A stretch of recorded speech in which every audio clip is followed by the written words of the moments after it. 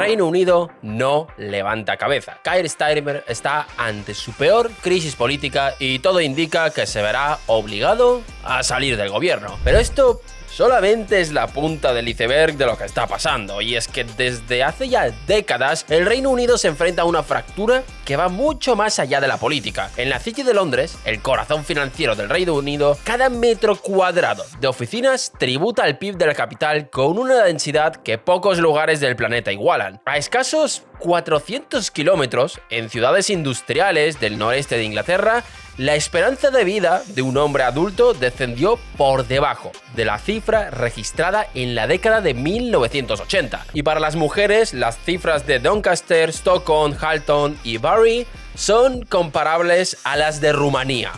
400 kilómetros de distancia, 1 hora y media en un tren rápido, y el cuerpo te dura menos. Os adelanto el dato más demoledor de toda la investigación. Londres produce por habitante más del doble que el resto del país. La participación de la capital en el PIB nacional pasó del 19% en 1980 al 24% en 2024. Ninguna otra región británica ganó participación en 40 años, y el FMI advirtió en 2025 que el Reino Unido registrará el peor crecimiento del nivel de vida del G7 en el año 2026.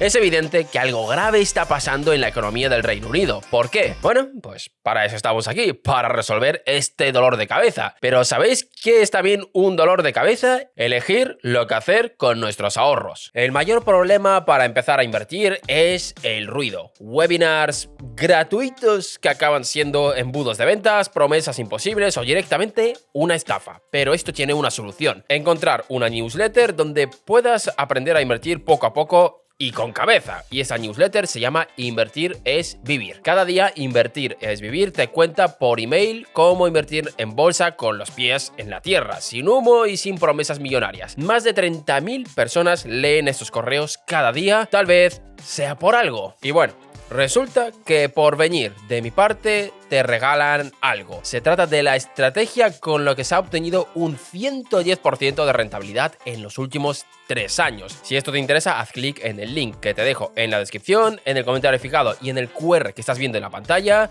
y escribe tu email. Es así de sencillo. Gracias a Invertir es Vivir por patrocinar este vídeo, y ahora sí, no me enrollo más. Poneos cómodos, que empezamos.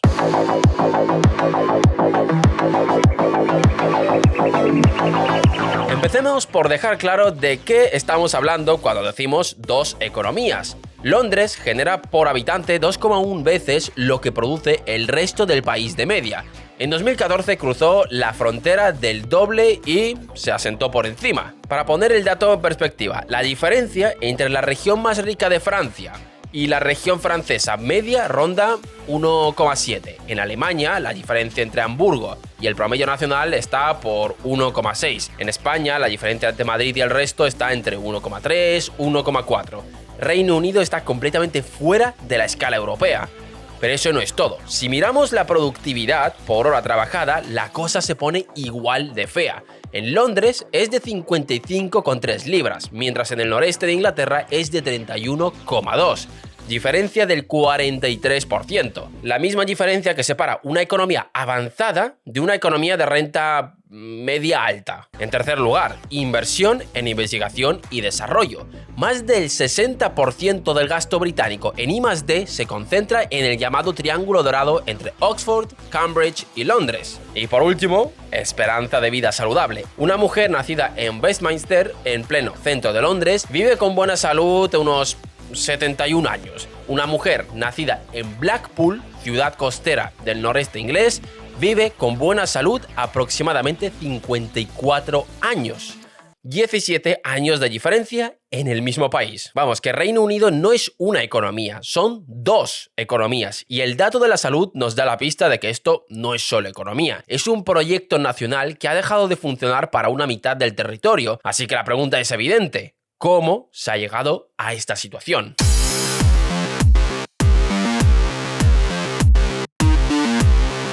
Hay un periodo de tiempo muy concreto que nos ayuda a explicar lo que está pasando, entre octubre de 1979 y 1986, 7 años en los que la economía británica se reconfiguró estructuralmente. Octubre de 1979, el gobierno británico, bajo el primer ministro James Callaghan y luego bajo Margaret Thatcher, suprime los controles del tipo de cambio. El capital ya puede entrar y salir del país sin autorización administrativa previa. Consecuencia, la libra se aprecia significativamente. ¿Y qué efecto tiene una libra apreciada? Encarece las exportaciones manufactureras británicas y abarata las importaciones. La penetración de importaciones en el sector manufacturero pasó del 20,8% en 1970 al 40% en los 2000. Es decir, el mercado interno británico se llenó de productos extranjeros más baratos y la industria del norte, textil, siderurgia, automoción, naval, perdió competitividad de la noche a la mañana. Pero aún falta el golpe de gracia. Octubre de 1986. El Big Bang, la reforma del mercado bursátil de Londres.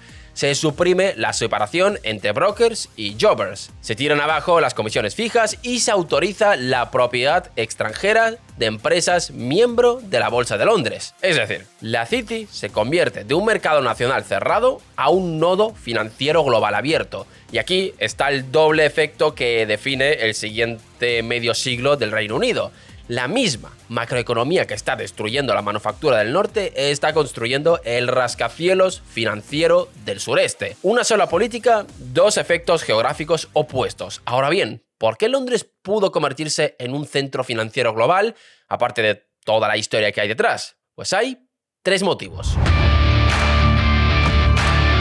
En primer lugar, la infraestructura jurídica, contable y de mercado de capitales con densidad superior a cualquier otra ciudad europea, herencia ya de hace siglos. 2. La lengua inglesa como vehículo de los mercados globales. Y 3.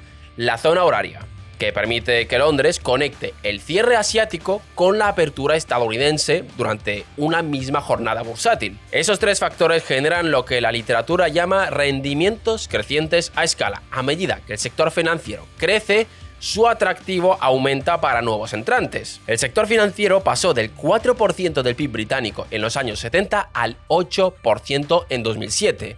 Es decir, el doble. Y aquí entra el detalle clave para no caer en simplismos. La City de Londres no es el problema. La City es una parte de la economía británica que funciona muy bien. El problema es que la otra parte, la manufactura del norte, se quedó sin protección, sin política industrial sostenida y sin la infraestructura productiva que sí tuvieran Alemania o Francia. La fractura no nace de que Londres ganara, nace de que el resto del país perdió sin que nadie planificara qué hacer con los desplazados. Es decir, las reformas concentraron aún más los recursos en la capital y la participación de Londres en el PIB pasó del 19% en 1981 al 21% en los 2000. Mientras tanto, la del noreste se redujo del 6 al 4%. La política pública reforzó dinámicas que el mercado ya generaba de por sí, pero esto solo fue el inicio de las presiones.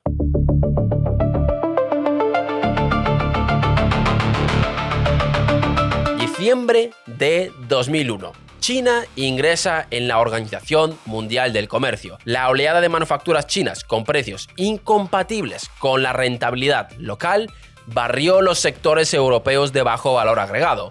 Reino Unido absorbió ese choque peor que la mayoría de las economías europeas porque su economía estaba más abierta y porque la base manufacturera estaba más debilitada después de los 80. La cuota china en exportaciones manufactureras pasó del 5% en 2001 al 17% en 2018. Mientras tanto, la británica cayó del 4,3% al 2,5%. Yorkshire, las Midlands del Este, el noreste y partes de Gales absorbieron contracciones de empleo superiores al promedio nacional. En segundo lugar, la inmigración y la presión sobre los servicios públicos. Los inmigrantes procedentes del espacio económico europeo, polacos, rumanos, búlgaros, italianos, españoles, realizaron una contribución fiscal neta positiva durante todo el periodo entre el 95 y 2011, según el estudio de referencia de Dustman y Frati publicado en The Economic Journal. Pero los inmigrantes que no venían de ese espacio realizaron una contribución fiscal negativa. Es decir, económicamente los inmigrantes europeos pagaban más impuestos de los que recibían en servicios y dieron oxígeno fiscal al país. Pero la inmigración deprime salarios en la parte baja de la escala. ¿Por qué?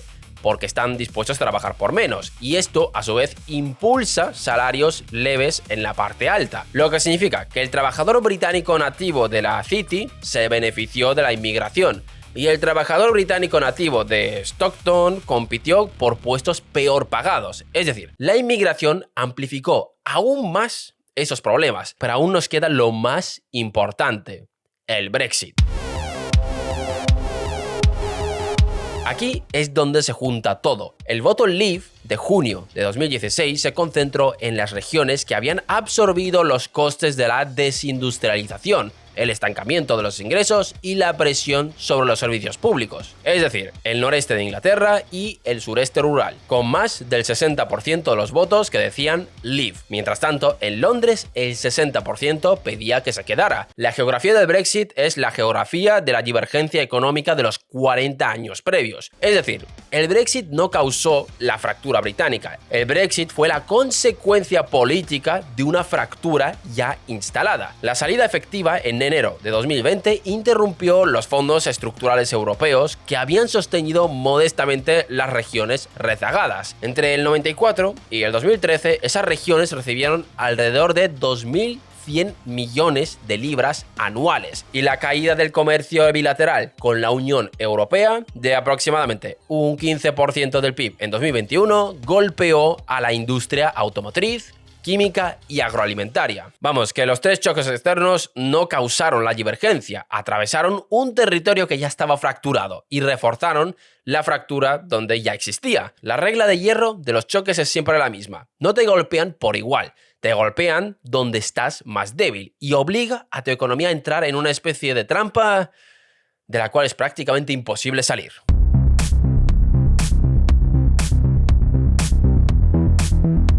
Hasta ahora hemos hablado de geografía, decisiones políticas y choques externos, pero hay algo aún más profundo, una trampa estructural que afecta a toda la economía británica y se manifiesta con especial dureza en las regiones rezagadas. Os doy un dato: desde 2007, la productividad laboral británica crece en solo un 0,58% anual. En la década pasada crecía al 1,9%. La brecha respecto a Alemania, Francia y los Países Bajos está entre los 23 y los 32 puntos porcentuales.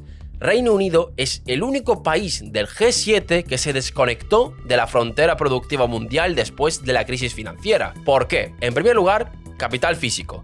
Los trabajadores británicos cuentan con aproximadamente un tercio menos de capital físico por hora trabajada que sus equivalentes en Estados Unidos, Alemania o Francia. La inversión total británica promedió algo menos del 18% del PIB entre el 93 y 2024. En Francia y Alemania, más del 22%. 4 puntos porcentuales menos durante 30 años. Y aquí va la cifra que captura mejor el problema. Según las estimaciones de Productivity Institute aparecidas en 2025, cerrar la brecha exigiría una inversión cercana a 2 billones de libras, aunque se inviertan más de 4 puntos porcentuales del PIB en capital físico, se necesitaría casi un siglo para alcanzar a los países más productivos. Es decir, la aritmética del rezago británico es matemáticamente incompatible con cualquier plan político en horizontes menores a varias generaciones. Pero eso no es todo. Hablemos del capital humano. Más de 10 millones de trabajadores británicos no cuentan con la cualificación necesaria para sus puestos actuales. La formación profesional británica nunca alcanzó la cobertura ni la calidad de los sistemas alemanes o suizos. Y por último, la innovación. El Reino Unido destina al I+D un 2,9% del PIB. Alemania un 3,1%, Estados Unidos un 3,2%, Países Bajos un 3,5%. Pero más del 60% del gasto se concentra en el triángulo Oxford, Cambridge, Londres. Las empresas fuera de este triángulo encuentran grandes dificultades para adoptar tecnologías de frontera. Y esto de aquí genera un enorme círculo vicioso. Las empresas sin capital físico moderno no adoptan tecnología de frontera. IA y esas cosas. Las empresas que no adoptan tecnologías de frontera no demandan trabajadores con cualificaciones avanzadas.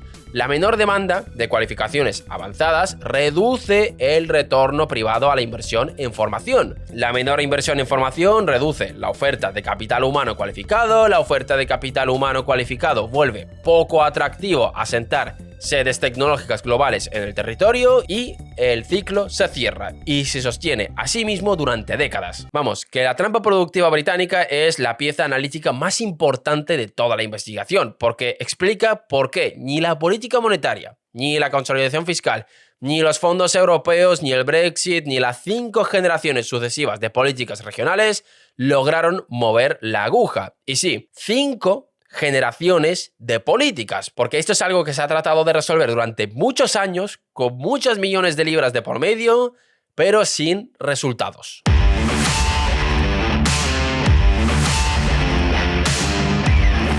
Desde 1999 hasta 2024, 5 diseños institucionales sucesivos de política regional fueron lanzados y abanderados sin que ninguno lograra evaluarse antes de su reemplazo. En primer lugar, Agencia de Desarrollo Regional creada por Tony Blair en 1999. 9 agencias, 5.000 millones de libras. Resultado, la nada más absoluta. Después tenemos la Local Enterprise Partnerships creada por David Cameron en 2010. 38 entidades sin presupuesto propio inicial. En marzo de 2024, el gobierno central puso fin a su patrocinio. Cerró el ciclo. En tercer lugar, Northern Powerhouse lanzado por George Osborne en 2014. En 2017, el 43% de las pequeñas y medianas empresas del Reino Unido desconocía la existencia de ese programa. 4. Estrategia Industrial de 2017 publicada por Theresa May. Un comité parlamentario concluyó en 2021 que no consiguió sus resultados porque careció de liderazgo desde la cúpula del gobierno. Y por último, el Leveling Up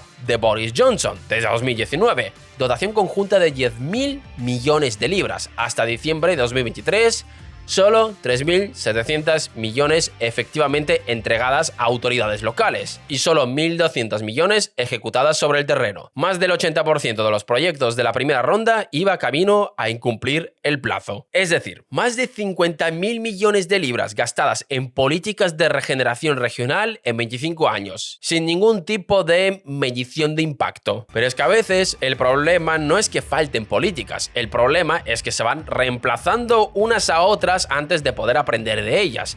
Cada nueva administración exige inaugurar su propia marca regional y entierra la del predecesor sin evaluarla. El resultado es una memoria institucional rota y un sistema productivo que ve pasar promesas durante décadas sin que ninguna llegue al horizonte. Vamos, que la fractura británica no se sostiene a pesar de la política. Se sostiene, en parte, gracias a una arquitectura política que impide que las cosas funcionen. Todo por el cortoplacismo electoral.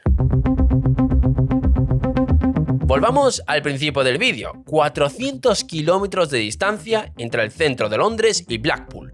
1 hora y media en tren. En esa distancia se encuentran la región más rica de Europa Occidental y un territorio donde la esperanza de vida saludable ha retrocedido a niveles de los años 80, un sector financiero global que rivaliza con Nueva York y un cinturón industrial donde el atractivo inversor cayó al rango de bono basura, una densidad de I+D comparable a la de Silicon Valley en el triángulo Oxford, Cambridge y Londres, y un país fuera de ese triángulo con menor inversión e innovación que Polonia o República Checa. ¿Por qué? Por todo lo que hemos explicado en este vídeo. La herencia financiera del 79 que aceleró esa divergencia, los choques externos del primer cuarto del siglo XXI que la profundizaron aún más, el círculo vicioso productivo que la sostiene matemáticamente durante décadas y el fracaso institucional acumulado de 5 generaciones de política regional. La crisis política actual es solo la punta del iceberg. El Brexit prometió atajar varios de esos problemas y, como ya hemos visto en varios vídeos de este canal, no lo hicieron. Esta gran división va a llevarse por delante cualquier político del Reino Unido, independientemente del color. Las regiones rezagadas están cansadas de esa situación